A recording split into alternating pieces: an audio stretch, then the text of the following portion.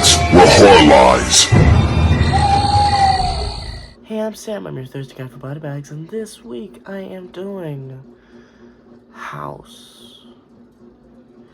It's made in 2008. It was a film adaptation of the novel named House by Ted Dekker. And the premise of the movie is that there's these two couples, but we mainly follow this one couple. And they have some, marriage problems and whatnot going on.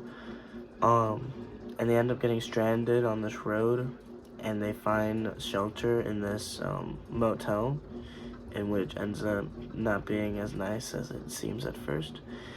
And they end up basically having to fight. They basically end up having to survive the night while reliving the sins of their past, because that's why they're there in the first place.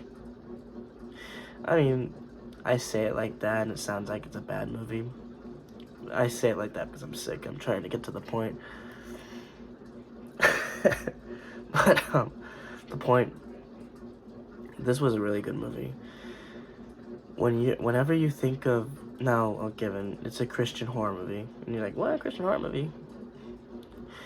Well, here's the thing. I love a good movie when it's like the battle of good versus evil. So like I love movies like The Conjuring and The Exorcist, and then like some movies like Phantasm, and even a little bit of the original Halloween.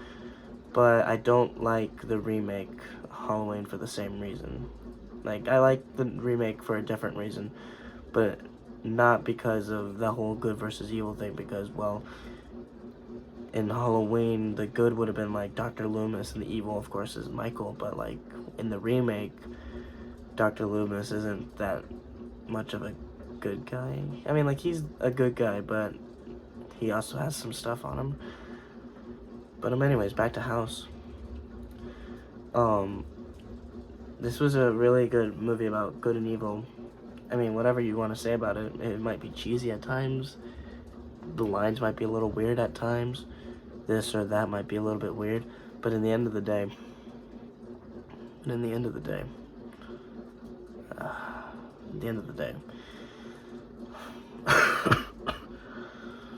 I think this is one of the best Christian horror movies out there, like labeled Christian horror. Whenever you hear of like Christian movies, you always think, oh, it's probably cheesy, or, it's okay at best, I guess.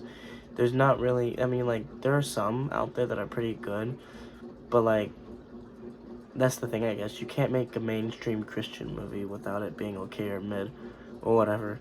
But if you make like an outside the box kind of like one, whether it's like a serious one or a horror movie one, unless you're not even trying to make it a Christian one, you're just making it, right? Like The Exorcist, like William Blatty or whatever his name was, I forget, didn't direct the movie just to be like, oh, I want to make this movie because, it's God versus the devil, But like, whenever there are movies out there that are like, the battle of good versus evil, when it's like Christian kind of premise, usually it's not that good, but this one was pretty good. And I mean, like, it's basically, I'm pretty sure it's like verbatim from the book. So there's a few moments that are like kind of like, okay, bro, okay. But I think they're mainly like that because that's how the book was. And the book's a lot better at times. Like, books are a lot better at times when it comes to visualizing and stuff like that. So when you try to print that on screen, it doesn't end up as good as like, you would hope. It can, but sometimes it doesn't. And this was one where it was, in the middle, I guess. But in the end of the day, it's really good. Oh my gosh, I almost forgot. There's probably a couple more, but off the top of my head, there are 2 cameos in this movie in which, whenever I put it on, I'm like, what? Bill Moseley, crazy guy from Rob Zombie movies, you know and love. And I forget the other guy's name. He plays the cop in this movie, but he's in a few, like, maybe not gangster movies, but whenever I think of him, I always think of a classic Call of Duty Zombies map from Black Ops 2, Mob of the Dead. Classic. But, anyways, I'll have it down in the description. But, anyway, House, pretty good movie. Now, I don't know if it's free anywhere to watch. So, if you can watch it, you really should watch it. Like, because I think it's good whenever people, like, when they watch a positive movie. Well, I say positive movie. It's a horror movie. But, like, you know, spoiler alert, the good guys win at the end of this movie. I always think it's, you know, it's good whenever people watch a horror movie that has, like, a good positive ending. It's always kind of sad whenever they're, like, sad or bad endings. Because it's like, you know, you're watching, like, you're watching, like, a story where a character goes through something really bad, traumatic, etc., whatever, and then they lose in the end of the day. It's like, yeah, that's realistic, probably. It sucks. But, like, it's just really down. And in a time nowadays when people should be, like, you know, thinking more positive, being more positive, because it's just really sad nowadays. It's like, this is one of those movies they should just kind of watch. To be like, it'll be okay, I guess. I mean, not like I guess, but like, you know, like that, or like The Conjuring, or maybe even The Exorcist. I like The Exorcist, but it's a bit too long, and it is a lot more serious than, you know, or like Black Phone, you know, stuff like that kind of thing, I guess.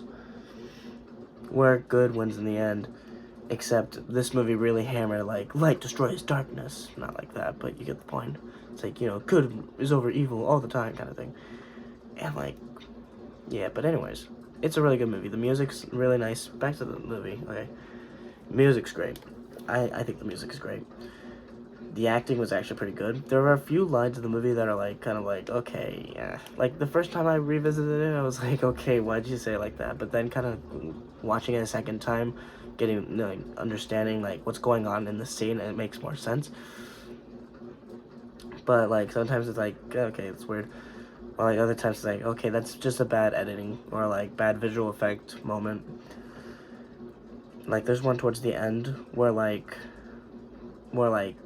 there shouldn't be a glow on people's faces, but there is.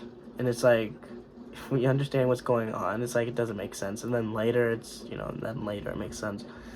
But, like, at the moment, it's like, why is there a glow on their face when there's nothing glowing? Anyways, there's, like, small stuff like that. But at the end of the day, if I had to rate this movie right now, I would actually rate this movie like a 7.4. I really like this movie.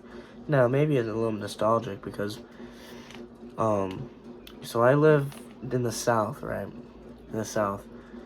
A while back ago, we would every so often visit grandparents and my sister lived with them for a little bit.